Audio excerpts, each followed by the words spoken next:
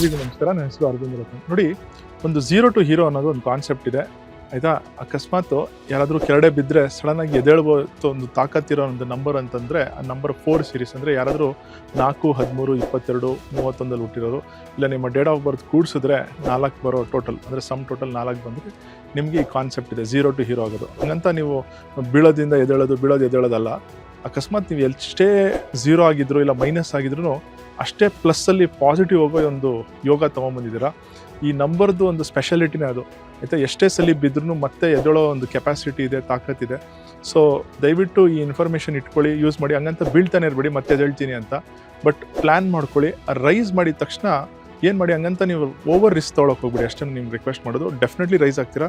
Rice ಆದಮೇಲೆ ಸ್ವಲ್ಪ processes follow ಮಾಡ್ಕೊಂಬಿಡಿ, ಇಲ್ಲ ಸೇವಿಂಗ್ಸ್ ಮಾಡ್ಕೊಳ್ಳಿ. ಆಮೇಲೆ ಸ್ಲೋ ಆಗಿ ಮುಂದೆ ಹೋಗಿ, ಯಾಕಂದರೆ ಮತ್ತೆ ಮೇಲೆ ಹೋಗ್ಬಿಟ್ಟು ಮತ್ತೆ ಕೆಳಗಡೆ ಬೀಳೋದು ಚೆನ್ನಾಗಿರಲ್ಲ.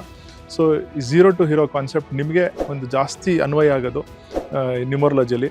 ಸೊ ಇನ್ಫಾರ್ಮೇಷನ್ ಯೂಸ್ ಮಾಡ್ಕೊಳ್ಳಿ. All the very best.